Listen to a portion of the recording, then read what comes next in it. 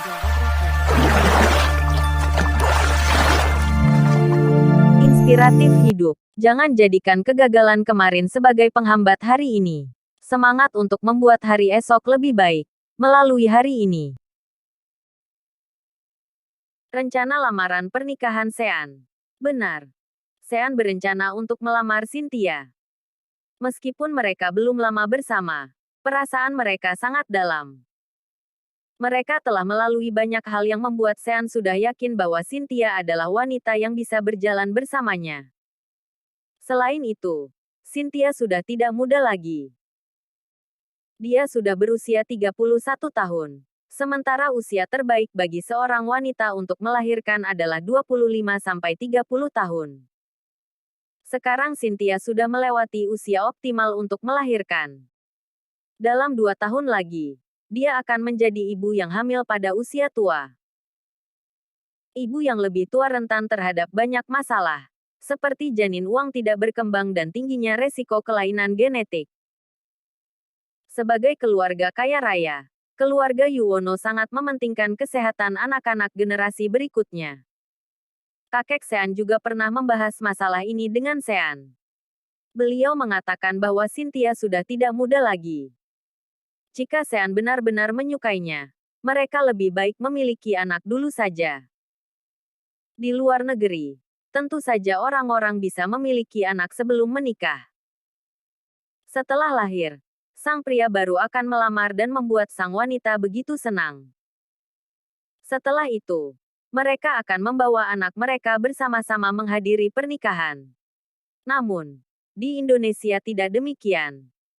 Pria dan wanita harus menikah dulu, baru memiliki anak. Jika Cynthia memiliki anak di luar nikah, banyak orang akan memandangnya dengan pandangan yang berbeda.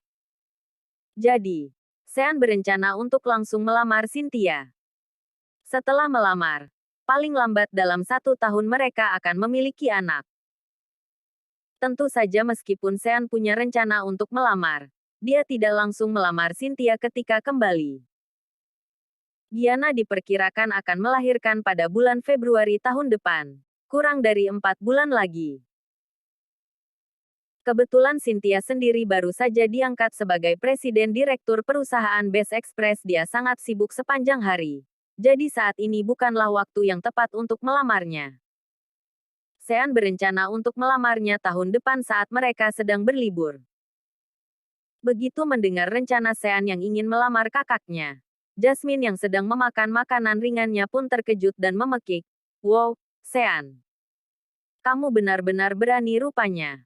Kamu ingin melamar kakakku. Jasmine segera menjelaskan. Bukannya aku mau menghancurkan harapanmu. Tapi bukan berarti karena kakakku bersama denganmu, lalu dia akan bersedia menikah denganmu. Mungkin dia hanya merasa kamu masih muda, tampan, dan memiliki fisik yang kuat. Mungkin kakakku hanya bermain-main saja denganmu.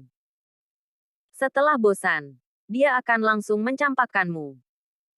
Jasmine pernah bertanya pada Cynthia bagaimana kondisi keluarga Sean dan Cynthia pun sudah pernah menjelaskannya secara umum.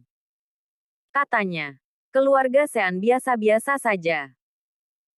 Meskipun Jasmine memiliki kesan yang baik tentang Sean, dia juga merasa bahwa dengan kondisi seperti itu, Sean tidak layak untuk kakaknya. Sean dengan canggung bertanya, apakah kamu merasa aku tidak layak untuk kakakmu? Jasmine mengangguk tanpa sungkan. Kakakku presiden perusahaan ratusan triliun. Kamu benar-benar tidak pantas mendapatkannya. Atau, bagaimana kalau kamu coba mengejarku saja? Aku hanyalah seorang pramugari. Status kita berdua tidak terlalu berbeda dan usia kita juga hampir sama. Haha. Sean terdiam. Dia benar-benar merasa canggung. Gadis nakal ini merayu dirinya terus-menerus. Mungkinkah Jasmine menguji Sean untuk kakaknya? Jika Sean adalah pria yang memiliki niat jahat, melihat adik iparnya yang begitu cantik dan agresif seperti ini, mungkin dia benar-benar akan melakukan sesuatu yang salah. Sean berkata, pokoknya tidak peduli kakakmu mau menerima atau menolakku. Beritahukan dulu saja lamaran pernikahan seperti apa yang disukainya. Karena lamaran pernikahan adalah sebuah kejutan, tidak mungkin Sean menanyakan langsung pada Cynthia. Jika dia bertanya, kemungkinan Cynthia akan memiliki firasat. Wanita itu akan langsung berpikir, "Hah, kenapa dia menanyakan ini padaku? Apa jangan-jangan dia berencana untuk melamarku?" Jasmine berpikir sambil memakan makanan ringannya. Lalu berkata, dia memberitahuku bahwa jika seseorang yang disukainya melamarnya, dia tidak ingin berada di depan umum atau di tempat yang bising. Sepertinya di sebuah pulau boleh juga. Hanya ada kalian berdua di sana. Jika kakak menolakmu, kamu juga tidak akan merasa malu. Haha. Sean kehabisan kata-kata. Gadis nakal ini mulai lagi. Akan tetapi, Sean sangat yakin kalau Cynthia sangat menyukainya. Asalkan Sean melamarnya, Cynthia pasti akan setuju. Sean sudah mendapat informasi yang menguntungkan. Jadi dia tidak lagi menahan diri dan merebut makanan ringan yang ada di tangan Jasmine sambil berkata, "Jangan makan lagi. Pramugari harus menjaga postur tubuhnya." "Tahu. Tidak. Biar aku saja yang makan." "Ah, menyebalkan. Kembalikan padaku. Aku belum makan malam." Jasmine terus mengejar Sean dan keduanya terus tertawa. Keesokan paginya, sesudah mandi, keduanya meninggalkan kamar hotel bersama-sama. Segera setelah membuka pintu hotel, Jasmine langsung mendapati seorang penjaga keamanan yang tampak seperti bintang NBA Nick yang berdiri di luar. Setelah bertanya, Jasmine baru tahu bahwa ternyata Sean lah yang kemarin menyerahkan penjahat itu. Pihak hotel takut seseorang akan datang untuk membalas dendam. Jadi mereka secara khusus mengirim seseorang untuk menjaga pintu mereka dan melindungi keselamatan mereka. Penjaga keamanan ini berdiri di pintu kamar mereka sepanjang malam. "Terima kasih atas kerja kerasmu." Sean dan Jasmine berterima kasih pada penjaga keamanan berkulit hitam itu. "Tidak masalah. Kalian sangat aktif semalaman. Jadi saya tidak merasa bosan sama sekali," kata penjaga itu. Lalu menatap Sean lagi dan mengulurkan ibu jarinya sambil berkata, "Kawan, kamu luar biasa." Sean tidak tahu harus berkata apa. Apakah orang ini salah paham? Tadi malam Sean dan Jasmine berkelahi main-main untuk waktu yang lama dan tidak tertidur sampai jam 4 lebih. "Begini, kamu salah paham. Dia adik iparku. Bukan pacarku," Sean menjelaskan. Penjaga keamanan segera menjawab, "Oh, saya tidak akan memberitahu siapapun. Saya janji." Sean terdiam. Tetapi Jasmine malah tertawa. Gadis itu tidak takut disalahpahami. Dia bahkan berinisiatif untuk meraih lengan Sean dan berjalan keluar dari hotel bersama. Ketika mereka berjalan keluar pintu hotel, keduanya sudah harus berpisah. Sean akan kembali ke Indonesia, sementara Jasmine akan bersiap untuk penerbangan berikutnya. Semoga lamaran pernikahanmu sukses. Sampai jumpa. Jasmine tersenyum cerah dan melambaikan tangan pada Sean. Sean memandang Jasmine yang polos dan periang. Tiba-tiba dia merasa pengorbanan Cynthia di masa lalu tidak sia-sia. Jasmine sangat bahagia sekarang. Dia begitu ceria. Pekerjaannya juga tidak melelahkan. Dan tidak kekurangan dalam segi materi. Bukankah itu yang diinginkan Cynthia? Tubuh Sean masih lekat dengan bau parfum Jasmine.